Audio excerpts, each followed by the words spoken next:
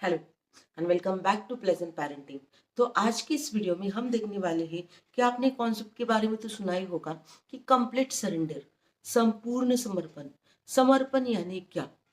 बहुत सारी बार हम क्या करते हैं, जब भगवान की भक्ति में लीन होते हैं ना, तो हमें ऐसा लगता है कि हम भगवान पर बहुत विश्वास करते हैं। भगवान को हाँ, हमने अपना सब सब कुछ समर्पित कर दिया है। हम ऐसा बस बोलते हैं, लेकिन हम उसे एक्चुअल में करते नहीं अपनी जिंदगी में, है ना। बस हम खुद को दिलासा देते रहते हैं कि हाँ, मेरा तो सब कुछ भगवान ही देख रहा है। अगर आपका सब कुछ भगवान देख रहा है, अगर आपका सब कुछ आपने भगवान को समर्पित कर दिया है, आपकी पूरी जिंदगी, तो क्या आपको टेंशन लेने की जरूरत है? नहीं। संपूर्ण समर्पण यानी क्या? कि आपकी जिंदगी की पूरी रिस्पॉन्सिबिलिटी भगवान पर कर देना। कि भगवान, मुझे आप पर पूरा विश्वास है, आपको जो करना है वो करिए। I will be happy with all your decision. आप जो भी डिसीजन लोगे मेरी जिंदगी के बारे में, वो उसमें सारे डिसीजंस में मैं हैप्पी रहूंगी। आपको मुझे जो भी देना है, जिस टाइम पे भी देना है, उस टाइम पे आप दे सकते हो। क्योंकि हम क्या करते हैं पता है क्या? हमारी बहुत सारी ख्वाहिशें होती है, मुझे ये चाहिए वो चाहिए, और उसके लिए हम ना पर्टिकुलर टाइम ही निर्धारित करते हैं कि मुझे ये इसी टाइम पे चाहिए, उसी टाइम पे चाहिए, है ना। बट हम ये भूल जाते हैं कि एक डिवाइन टाइम बोल के भी एक टाइम होता है।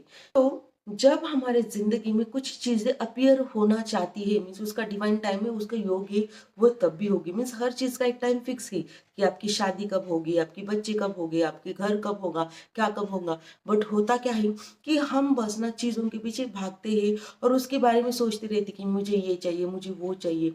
सी, बस आपके सोचने से या फिर आपके एंशियस होने से आपको कुछ नहीं मिलने वाला। चाहे आप कितना भी टेंशन लो, चाहे आप कुछ भी कर लो, जिस चीज का जो समय निर्धारित है, वो चीज आपको उसी समय पर मिलने वाली है। उसके लिए कोई भी कुछ नहीं कर सकता, भगवान भी कुछ नहीं कर सकते। बहुत सारी बार तो हमारे कर्मा भी बीच में आ जाते हैं कि अगर हमारी कुछ गलत कर्मा है ना, तभी भी हमसे हमारी चीजें जो भी विशेष है वो फुलफिल नहीं होती, और हम दुखों को हमारी जिंदगी में इनवाइट कर लेते हैं।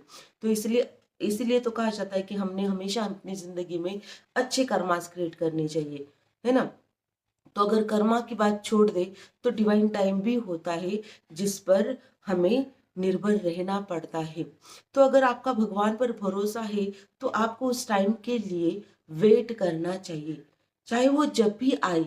भगवान को बस आपको ये बोलना है कि मुझे इतनी क्षमता दे कि मैं उस टाइम तक इंतजार कर सकूं, मुझे उतना पेशेंस दे।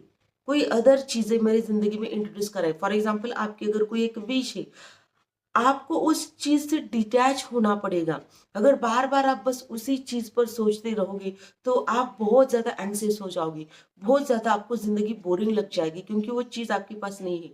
तो उसको, उससे लेकर आपको अपना फोकस हटाना पड़ेगा, और कोई अदर चीजें, आपकी कोई पैशन होंगी, आपकी कोई हॉबीज होंगी, आपको वो उस पर अपना फोकस करना पड़ेगा, या फिर नई चीजें, नई स्किल सीखने होंगे, ताकि आप उन चीजों से डिटैच हो सके। आप इंट्यूटिवली भगवान को बोल सकते हो कि मुझे अब क्या करना चाहिए, ताकि मेरा मन उस चीजों से हटकर कुछ अदर चीजों में चला जाए, ताकि मैं बार बार उन चीजों के बारे में ना सोचूं जो मुझे चाहिए।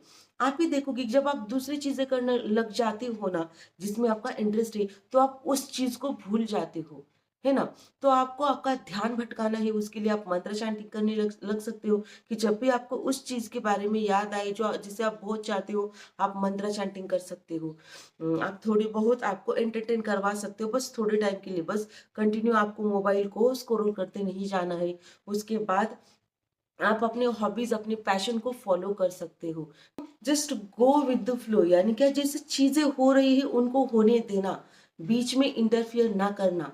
क्योंकि आपसे बढ़कर भगवान को पता है कि आपके लिए क्या अच्छा है। कभी कभी बुरे लोग हमारी जिंदगी में आती है, बुरी सिचुएशन आती है, भगवान को हम कोसते रहते हैं कि मेरे साथ ऐसा क्यों होता है, ये क्यों होता है। आपको पता है कि वो चीज क्यों हुई है, क्योंकि आपको भगवान कुछ लेसन लर्न कराना चाहते थे कि ये सीख जाओ, थोड़ा स्ट्रांग बनाना चाहते थे इमोशनली। इसीलिए वो चीजें, आपका हार्ट ब्रेक हुआ है, आपका जो भी कुछ हुआ है, वो आपको कुछ ना कुछ सिखाने के लिए होता है। तो इसलिए आपको चीजें ऐसे क्यों हुई इस पर फोकस नहीं करना है, भगवान आपको क्या सिखाना चाहते हैं इस पर फोकस करना है। मीन्स हमारी लाइफ में ना, हमारा जो एटीट्यूड होता है ना, वो बहुत मैटर करता है कि आप किस चीज को किस तरह से देख रहे हो। फॉर एग्जाम्पल एक ग्लास है, उसमें वो आधा भरा हुआ है, तो आप उस ग्लास की तरफ किस नजरिए से देख रहे हो। वो ग्लास आधा एम्प्टी है या भरा हुआ है। अगर आप वो बस एम्प्टीनेस से देखोगे उस ग्लास की तरफ कि वो एम्प्टी है, तो आपको बस वही दिखाई देगा। लेकिन जो आधा भरा है, आपने उस पर ध्यान केंद्रित किया ना, तो आपको अच्छा लगेगा। मीन्स आपका जो एटीट्यूड है वो हमेशा आपको पॉजिटिव रखना चाहिए, और हमेशा भगवान पर भरोसा रखना चाहिए, और अपनी लाइफ उनमें समर्पित कर देनी चाहिए कि चाहिए चलिए भगवान आप जैसा चाहोगे वैसा। तो ये होता है अर्थ कंप्लीट सरेंडर का, संपूर्ण समर्पण का। तो आपको क्या लगता है कि आपके अकॉर्डिंग क्या है संपूर्ण समर्पण? आप मुझे कमेंट बॉक्स में जरूर बताइएगा। लगी हो तो इसे औरों के साथ जरूर शेयर करें। ऐसे ही वीडियोस के लिए मेरे चैनल को सब्सक्राइब कर ले। मैं मिलती हूँ आपसे अगले वीडियो में। तब तक के लिए धन्यवाद।